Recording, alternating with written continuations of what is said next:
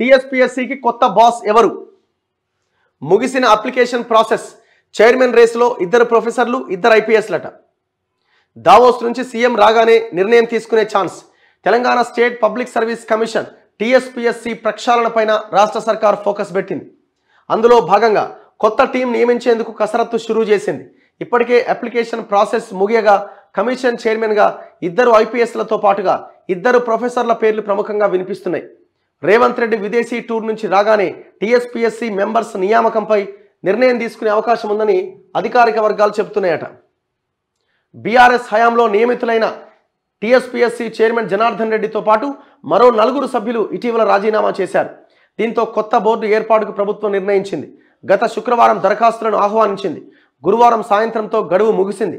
అప్లికేషన్లు భారీగా వచ్చినట్లు అధికారులు చెబుతున్నారు. అయితే ఎన్ని అప్లికేషన్లు వచ్చాయనే వివరాలు మాత్రం వెల్లడించట్లేదట. సుమారు 200 వచ్చినాయట.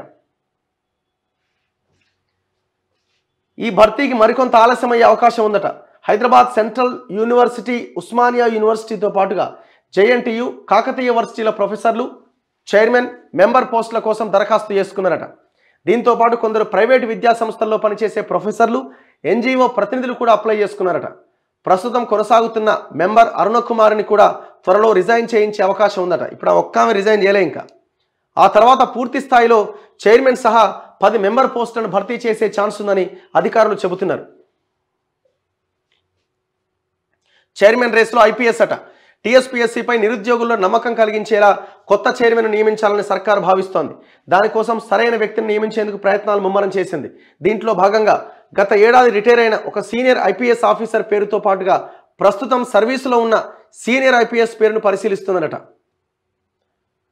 రిటైర్డ్ అయిన ఐపీఎస్ సర్వీసును ఏడాది పాటు పొడిగించి వినియోగించుకోవాలనే యోచనలో సర్కారు ఉన్నదట.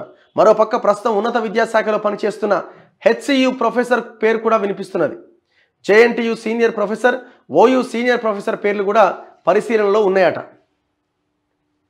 సో మరి ఎవరు అన్నది చూడాలి. మొత్తానికైతే వీళ్ళు ఒక ఐపీఎస్ని పెట్టాలని ఒక ఆలోచన చేస్తున్నట్టు వార్తలు అయితే వినిపిస్తున్నాయి.